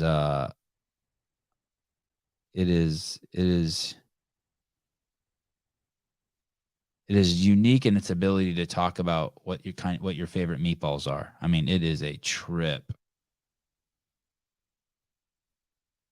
I don't think it's good for your brand to go on there. Anyway, I don't want to start a war with that guy. He's got 375,000 followers. I have 4,622. When I talk this low, can you guys hear me? Even the one they did with Vellner was bad. Well, you keep going back there and listening. How's that? Great question. Felix, did you get better? No, yeah, that one. Sorry, Felix, did you get better, or do you still have it? I think what happens. Oh, here we go.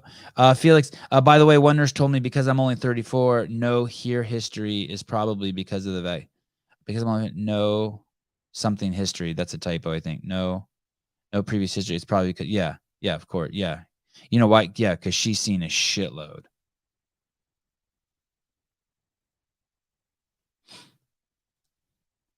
I'm very late today. Was today's good? I'm behind a couple of good episodes. Need to catch up. Was today's good? Are there such thing as bad boobs? Think of this show as just boobs. They're all good. Is today's show good? I fucking come over there to Ireland and Scotland or wherever you are, Mr. Clive.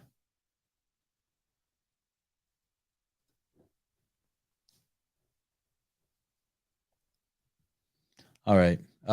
Today is Tuesday.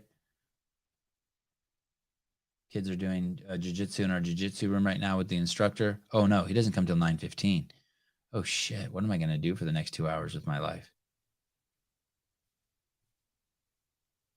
Ton of good guests. Oh, I should see who's coming on tomorrow. Maybe I'll do that. Plug that for a second. I do think I need to have a MAGA shirt that's like not a MAGA shirt, but like everyone knows is a MAGA shirt. It's like just for insecure MAGA people like me. The 20. Oh shit. Okay. So tomorrow I have an affiliate show at 7 a.m. with Rob Best. I don't even know what the name of his affiliate is. I'm such a jackass. Well, I have to do research on him. And then at 11 a.m. I have Aljo on. Aljamain Sterling. I can't even, that's so cool. Let me see if come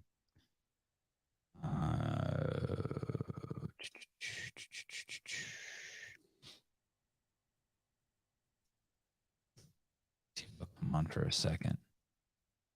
I have a question for you. Aljamain Sterling is fighting. I think it's UFC 2. Does anyone know? It's It's UFC.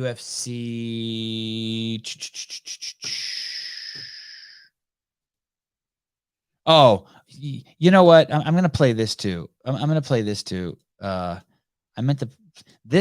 This really sums up what I've been trying to say for so long about, like, you can't just look at people by the color of their skin and figure out anything about them. Like when they say black people this or white people this. This is it right here. Let me see if I can. This is from Alma's Instagram also. Check this out. This is pretty good.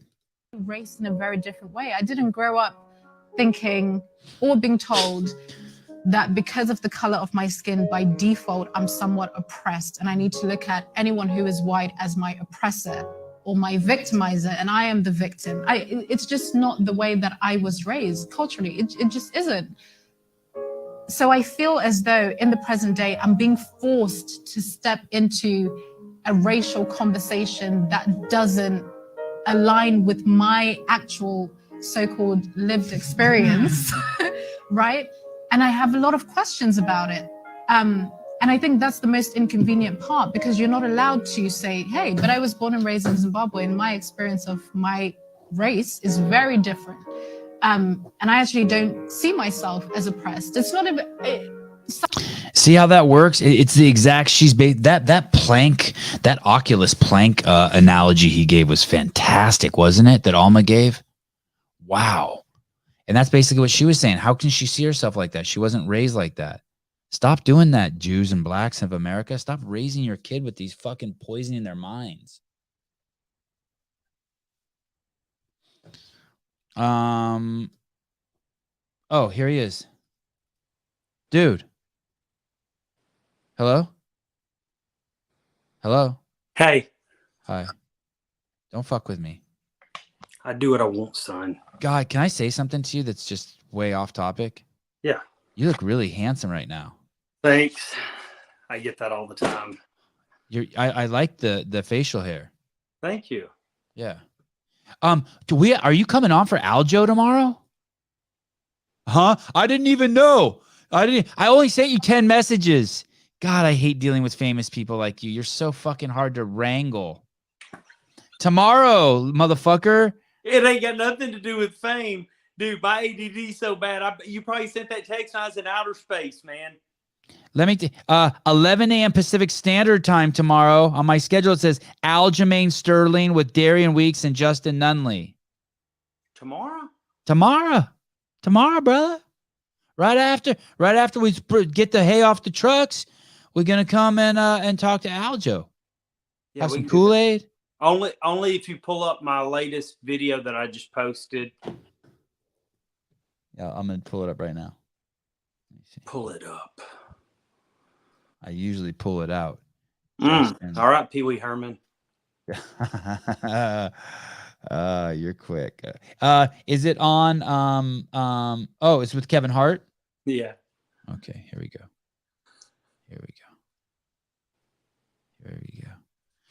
What the fuck is wrong with Darian? How come he's not on here? I gave you guys 30 seconds notice. Okay, here we go. This is from Justin Danger Nunley on Instagram. He's also on Tik-Tok. And here we go. Got to do is flip the thing around and just press his button. Sorry to cut you short, Kevin. Listen, did you know that the world's tallest people are located in the Netherlands, and the average height for males is just under 6 feet tall? Now you do. Take two. Hey, all you got to do is flip the thing around and just press his button. Sorry to cut you short, Kevin. Listen, did you know that the world's tallest people are located in the Netherlands, and the average height for males is just under 6 feet tall? Now you do. Hey, all you got. Hey, I would have thought it was taller than that. No. Hey, you look really good. What are you doing? Are you working out or something? Even in this video, you look good. You're letting your hair show more, I think. Why are you well, I mean, I got a good hairline. I know. Why are you buttering me up right now? I already said I'd come on. All right, fine. You look like ass. Thanks. That's more like it. Okay. Well, thanks for coming on. I was just so excited when I saw Aljo's coming on tomorrow that I had to send you and Darian a link. I was like, holy shit, it's going to be so fun tomorrow. It's going to be chaos. Aljo, huh? I think he's got TJ's number. I believe in Aljo now. He's the real deal. After Like, the second, so do you want me to come on and like do my normal thing, or do you want me to be serious? no, I don't care. Like, can I roast Aljo? Yes, roast the fuck out of him. I'd love to see you guys go to war. That'd be awesome. Like, he don't want the smoke. I know that for a fact. Well, what was that sound? Was that you? Yeah. Was that your cell like, phone? Dude, I'm so manly that like I just be walking and the Old Spice theme plays. Cock strong. I don't think I don't want to step on your creativity. I don't think you should rip on him for his fighting career. Oh, I wouldn't do that. Yeah, okay. No, But everything else, like his hair or his cock dude. size, I Hey, think all that shit's fair game. No. I wouldn't. No, because that's just disrespectful to insult a man's trade. But Yeah. now insulting his male pattern baldness, I'll go after that shit. Yeah. And you should take some shots at Darian's career too while you're there. No, I'm good, dude. I'm gonna give it a few weeks. That was a rough fight. That's a rough fight, and I love Darian to death. You know what? Hey, and just for everybody in the chat, Darian still ain't sent me his fucking address. Oh, so you couldn't send him the 12-pack of Natty Ice you promised him. Bush, baby. Hey, this right here is a Bush household. Hey, so you're working. Your studio's even getting fancier. Right. Look, whatever I send him, Yeah. it's gonna be my own label, though. You know. Oh wow, I like it. Yes. Hey, that green screen is brilliant right there. So that thing just retracts up and exposes the doorway. But if it's down, it's like tells your kids and your wife stay the fuck out. Yeah, don't be fucking with daddy. Daddy. Yeah, Picasso's at work. Yeah. Me making bread and Crystal making bread's two different things. When I do it, we get a lot of money. When she does it, we can't have sex. Ouch. It was a yeast infection joke. Ouch. Hey, those are your text messages pouring in. You see, this is why.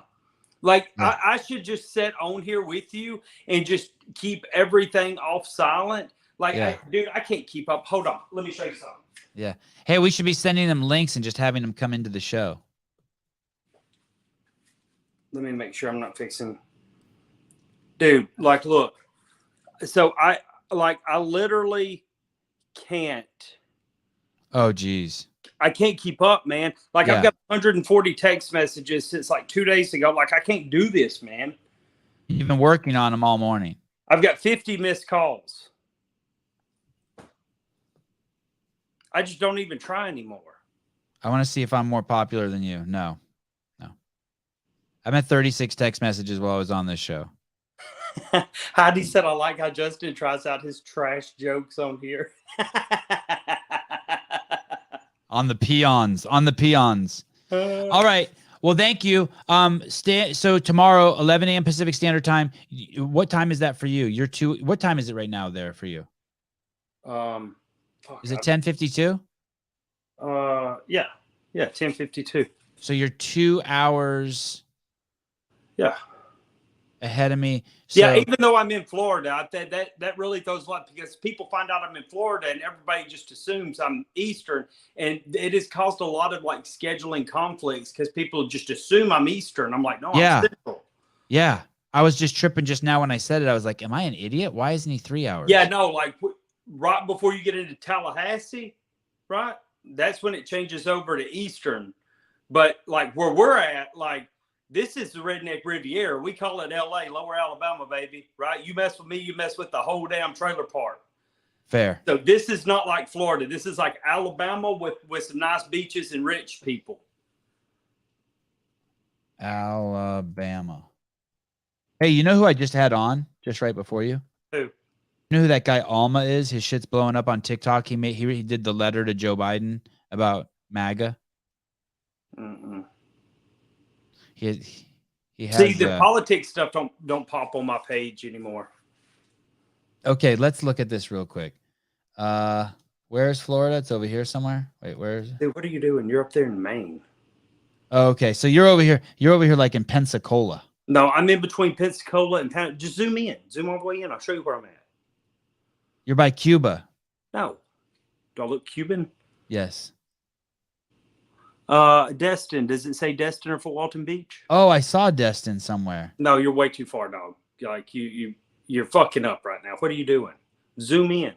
Hold on. Oh, I see Destin. I see Destin. There's Destin. Yeah. Right there. See Yeah. it? That's where you live? Man, that's where I'd be staying. That's a good ass life. No, it's not. No, it's not. Because like during the winter months it is, but like during the summer months, it's like just constant flows of traffic. And there's two types of drivers in Florida, those on legal drugs and those on illegal drugs, right? Oh. Yeah, you better have a lot of patience and a dash cam if you live in Florida. Look at this fucking map down here. What a fucking mess the border is. Hey, but do you go to the beach a lot? There must be a lot of hot chicks in bathing suits rolling around. Yes. So Blake, my 9-year-old, we just found out yesterday, like, so he's just like me, right? Personality wise, he like, funny as shit and gay and funny as shit. Right. Exactly.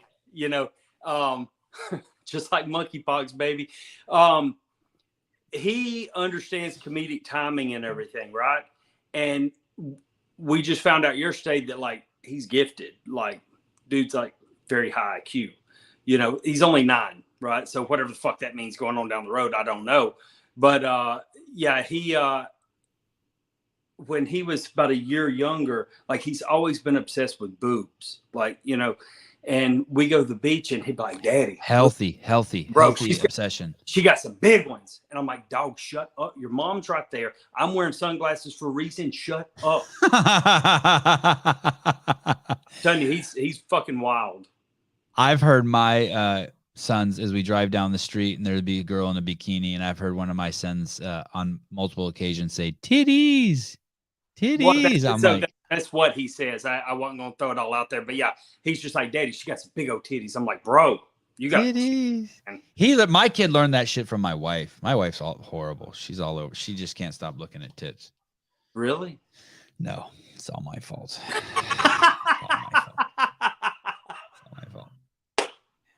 Hey, how'd the show go Friday? I thought our show did the one the one where you were in the car. Yeah, like you said, I was hearing feedback. I had AirPods in. I don't know why you was hearing feedback. It was good enough. I was happy. It was good enough. I mean, I always get a little depressed when it's not the three of us. But it was good. It was good. Better than I thought. They always end up being better than I thought, especially since we didn't have a lot of UFC stuff to talk about. But I think that's good. And yeah, you know what's crazy?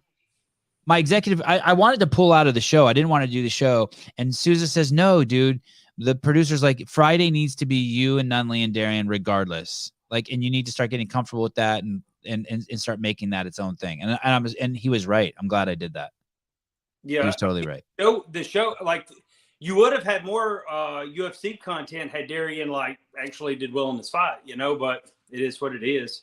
Damn, that was harsh. You know what? I sat here and talked shit. I ain't got the balls to get in that ring. Get that octagon, dog. All right. So I'll see you tomorrow. We have two shows this week, Wednesday and Friday. Yeah, you know what I've been trying to do, right? What? Like ever since like the first time that you started trying to like push me on out, like I'm trying to prolong this conversation and just see how long I can keep you on this show. Dude, I have to pee so bad. I'm like, I know that's like you. As soon as this show's over, you're like up and peeing, like you got the bladder the size of a peanut. I want to tell you something. It's super duper duper top secret, and I don't want anyone to hear. Well, there's a lot of people in here, ain't it? Just lean in really close. Okay, come on with it. Bye-bye. All right, guys, show's over. Love you guys. See you tomorrow.